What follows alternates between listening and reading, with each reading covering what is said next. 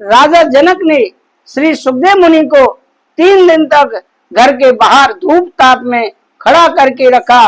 उसके बाद 3 दिन तक वह सभी सुविधाएं दी जो एक राजा महाराजा को दी जाती है, मगर ऐसा करने से श्री सुखदेव जी के जीवन में कोई नया परिवर्तन नहीं हुआ। जानिए पूरी वीडियो देखकर। विषय है सुखदेव जी की ज्ञान प्राप्ति। श्री वेद व्यास जी के पुत्र सुखदेव जन्म से ही संसार विरक्त थे, फिर भी उन्हें अपने इस ज्ञान के लिए उपदेश देने वाले गुरु की आवश्यकता थी। उनके पिता श्री वेद व्यास जी के अंतिम उपदेश प्राप्त करने के लिए उन्हें राजा जनक के सानिध्य में जाने का निर्देश दिया। राजा जनक को सुखदेव के पहुंचने से पहले ही ज्ञात हो गया था कि सुखदेव जी उनसे अंतिम ज्ञान प्राप्त करने के लिए आने वाले हैं।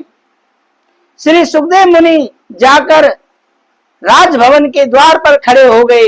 भवन के द्वार रक्षकों ने श्री सुखदेव जी की ओर तनक भी ध्यान नहीं दिया।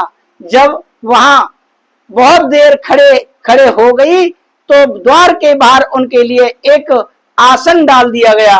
वे आसन पर बैठ गए। किसी ने उनसे यह तक नहीं पूछा कि वे कहां से आए हैं और यहाँ किस काम के लिए किससे मिलना है।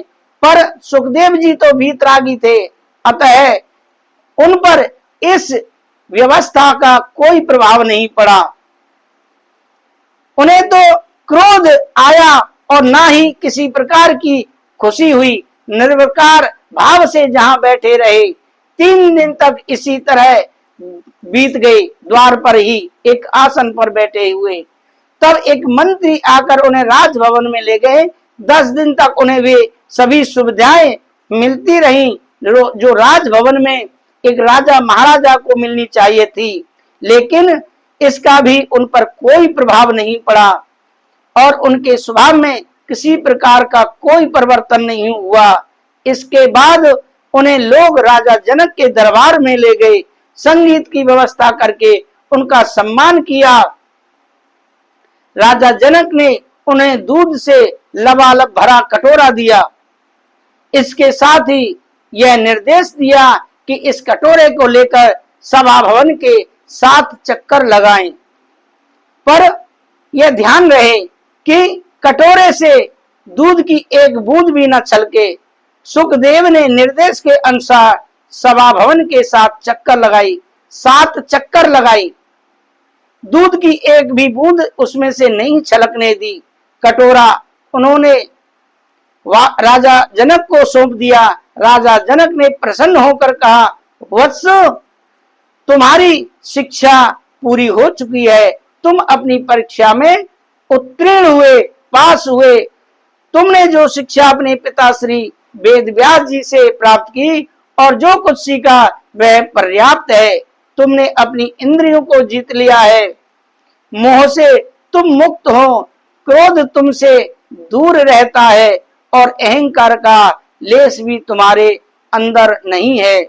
तुमने अनुकूल और प्रतिकूल परिस्थितियों में एकाग्र चित्त रहना सीख लिया है। क्षण भर मौन रहकर राज ऋषि ने कहा, वत्स, वास्तव में कोई गुरु किसी को सिखाता नहीं, हम सबको स्वयं ही सीखना होता है। गुरु का काम तो केवल संकेत देना ही होता है। अब तुम घर जाओ। तुमने अपने मन पर अधिकार करने की शक्ति प्राप्त कर ली है। यही सच्चा ज्ञान है। दर्शकों, आपको हमारी यह जानकारी कैसी लगी कृपया कमेंट करके जरूर बताएं। अगर आप हमारे साथ चैनल पर नए आए हैं तो चैनल को जरूर सब्सक्राइब कर लें, जिससे कि अगले एपिसोड कथा का भाग का नोटिफिकेशन आपको आसानी से प्राप्त हो सके। मैं विदा लेता हूँ। राधे राधे। जय श्री राधे।